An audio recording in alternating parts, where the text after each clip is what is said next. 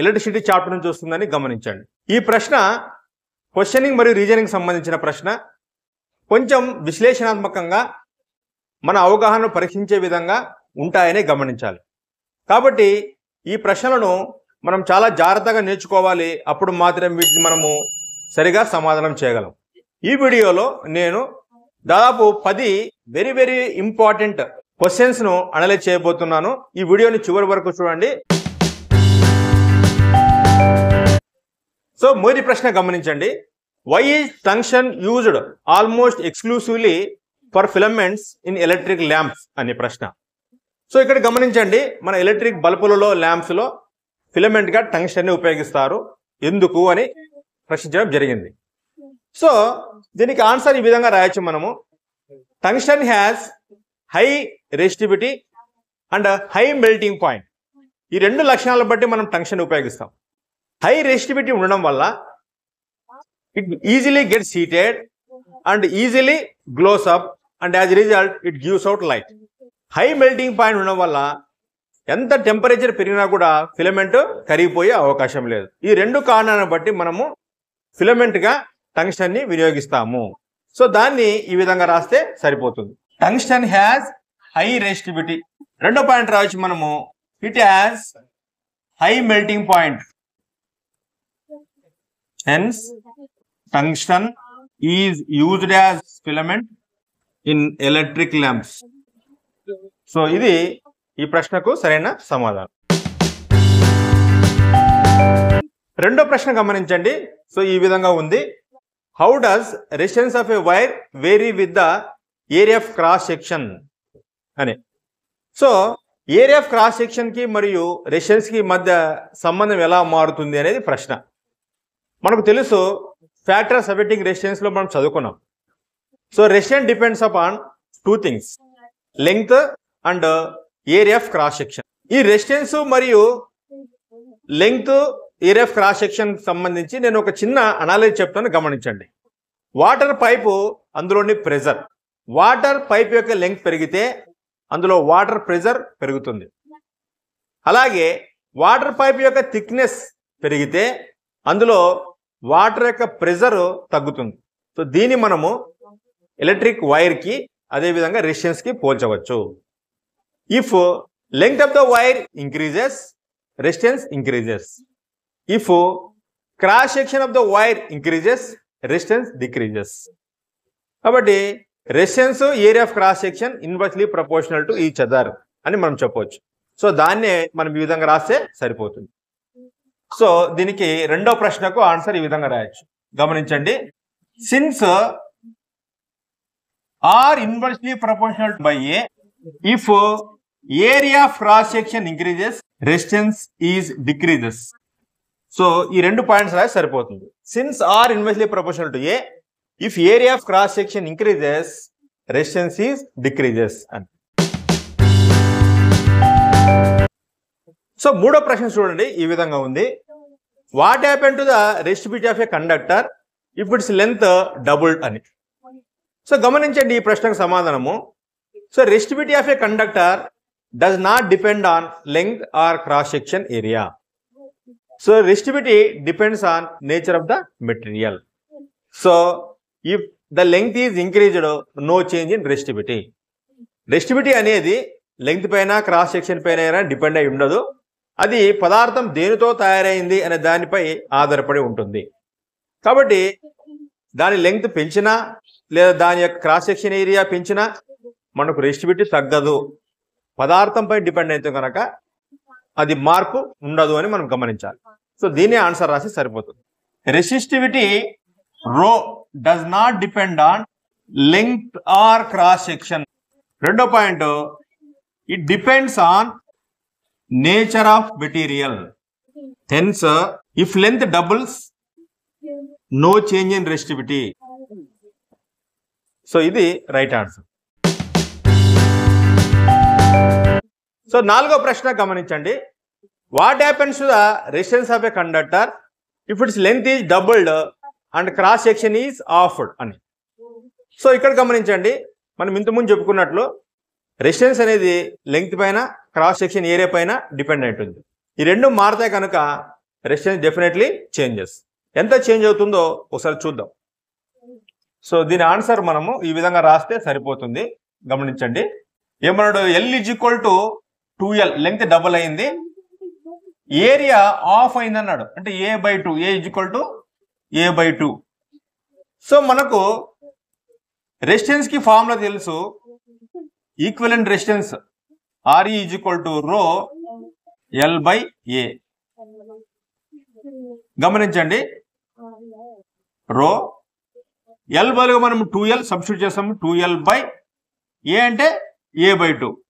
So మనం దీన్ని చేసినట్లయితే రో 2L × 2/A.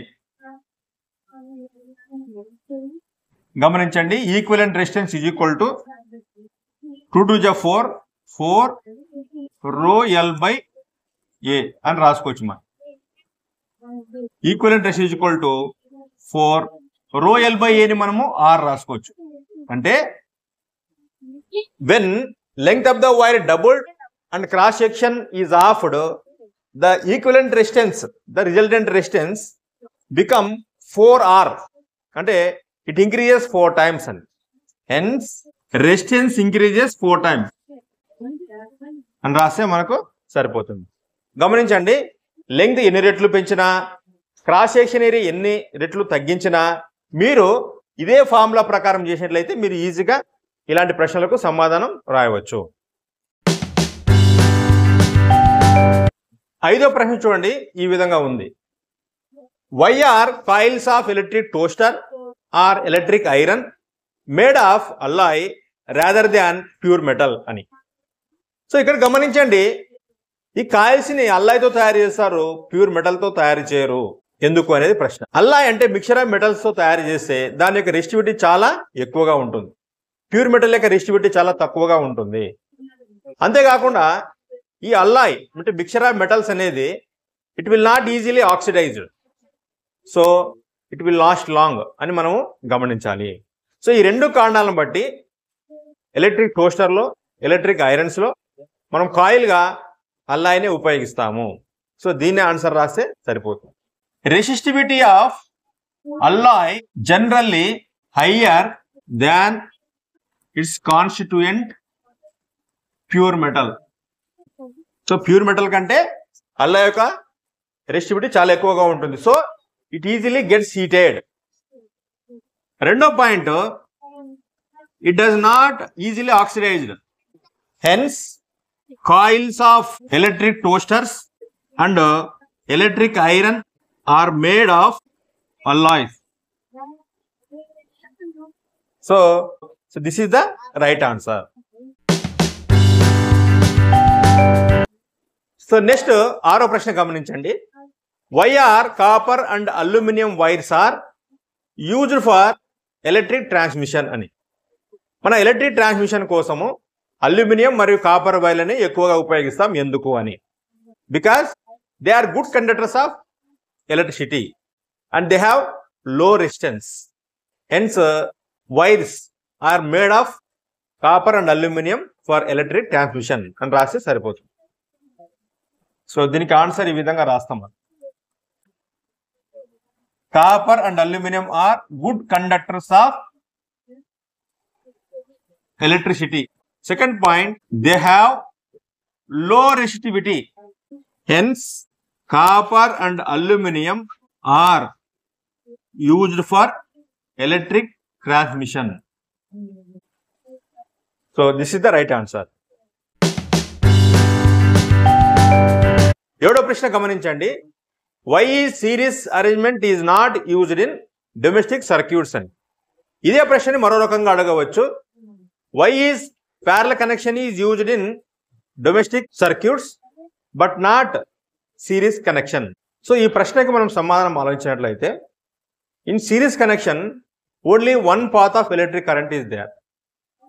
So if one electric component is fails, remaining all the electric components will not work. So ఇది మొదటి సమస్య. ఇక రెండవ సమస్య ఇందులో మనం గమనించాల్సింది ఏమిటంటే, if all electric appliances are connected in series, resistance increases. As a result, more electric current will be consumed. So ఈ రెండు సమస్యలను బట్టి మనం ఎలక్ట్రికల్ అప్లయన్సెస్ని సిరీస్లో కనెక్ట్ చేయము.